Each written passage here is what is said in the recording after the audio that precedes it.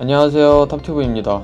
오늘 해볼 얘기는 미니벨로도 로드 자전거만큼 빠르게 탈 수 있는지에 대해서 알아보도록 하겠습니다. 바퀴가 작아서 느리게만 타는 자전거라고 많이들 알고 계실 텐데, 미니벨로라는 장르는 휴대성의 장점을 두고 일반 생활용 컨셉으로 나왔기 때문에 세팅 자체가 빠르게 달리기에는 적합하지 않다고 볼 수가 있겠습니다.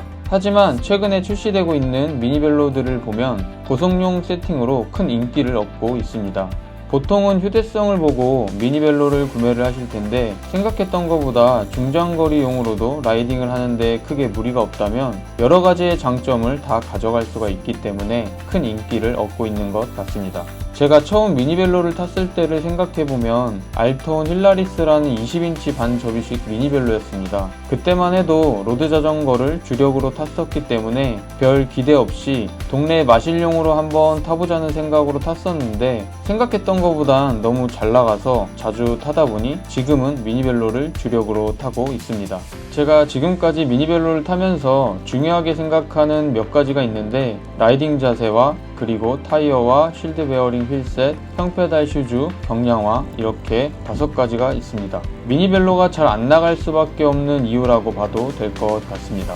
첫 번째로 라이딩 자세. 로드 자전거 같은 경우에는 신체 사이즈에 맞는 프레임 선택이 가능하고 드랍바로 인해 공격적인 자세가 나오기 때문에 허리를 숙이고 탈 수 있는 포지션이 나옵니다. 라이딩에 있어서 자세는 정말 중요한 부분인데, 특히나 중장거리 라이딩을 한다고 하면 허리를 펴고 타는 자세로는 빠르게 탈 수 없을 뿐만 아니라 온몸의 통증으로 동네 마실용으로 밖에는 탈 수가 없습니다. 미니벨로를 선택할 때 가장 중요한 부분인데, 프레임 규격 자체가 원 사이즈이기 때문에 애초에 본인 신체 사이즈에 맞는 미니벨로를 선택하시는 게 좋습니다. 그 이후에는 안장, C포스트와 핸들포스트 또는 핸들바 스템 등을 활용해서 조금 더 디테일하게 피팅을 할 수가 있습니다. 미니벨로 특성상 튜닝이 정말 자유롭기 때문에 가성비 좋은 부품들로 다양한 세팅이 가능합니다. 라이딩 자세만 바꿔도 애증의 자전거가 로드 자전거 부럽지 않은 자전거가 될 수도 있습니다.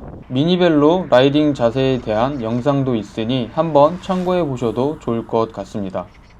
제가 가장 중요하게 생각하는 게 라이딩 자세인데, 어느 정도로 라이딩 자세를 중요하게 생각하냐면, 미니벨로 같은 경우에는 로드 자전거처럼 드랍바 같은 앞으로 좀 숙이는 그런 공격적인 포지션을 취하기는 구성 자체가 조금 맞지 않는 부분들이 있어서 제가 직접 만든 핸들바를 장착을 하고 타보고 있는데, 그 정도로 저는 라이딩 자세를 정말 진심으로 생각을 하고요. 잠시 보여드리면, 지금 테스트 버전으로 만든 거라서 지금 약간 조금 지저분해 보일 수도 있는데, 차후에는 제대로 한번 만들어서 판매도 해볼 생각입니다.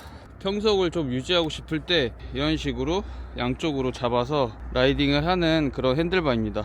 그리고 또 이쪽 부분에는 속도계나 핸드폰을 거치를 하셔도 좋고요. 이런 모습이 나오는데 나쁘지 않죠? 제가 봤을 때는 미니벨로하고 좀 잘 어울리는 그런 핸들바인 것 같아요. 이렇게 보면 깔끔하게 공격적인 모습을 볼 수가 있습니다. 두 번째로는 타이어와 휠셋입니다. 가장 가성비 좋은 튜닝 중에 하나가 바로 타이어인데, 어떤 종류의 타이어를 장착하느냐에 따라서 라이딩 느낌 자체가 완전히 달라지기 때문에 빠르게 달리는 게 목적이라면 고속용 타이어를 장착하는 게 좋습니다. 일반적으로 로드 자전거는 고속용 타이어가 기본적으로 장착이 되지만, 미니벨로 같은 경우에는 공기압이 낮은 두꺼운 타이어가 기본적으로 장착이 되기 때문에 느릴 수밖에 없습니다. 하지만 최근에 출시되고 있는 미니벨로들을 보면 고속용 타이어를 장착을 해서 큰 인기를 끌고 있는 모델도 있습니다. 대표적으로 제가 타고 있는 위미 8이라는 모델은 로드 자전거에서 많이 사용되는 슈발베 1이라는 고속용 타이어가 기본적으로 장착이 돼서 판매를 하고 있습니다. 그만큼 타이어는 주행감에 있어서만큼은 정말 큰 부분을 차지하고 있습니다. 다음으로 휠셋을 보게 되면, 미니벨로 같은 경우에는 저렴한 제품들이 많기 때문에 구름성이 좋지 못한 경우가 많습니다. 조금이라도 구름성이 좋은 미니벨로를 선택을 하려면 루즈볼 베어링 방식보단 쉴드 베어링으로 선택을 하시면 됩니다. 바퀴를 더 많이 굴려야지만 더 빠르게 달릴 수가 있기 때문에 휠셋의 구름성이 큰 부분을 차지합니다. 고가의 휠셋은 그만큼 가격대가 비싸기 때문에 쉴드 베어링 방식의 휠셋만 돼도 충분히 빠른 라이딩을 할 수가 있습니다.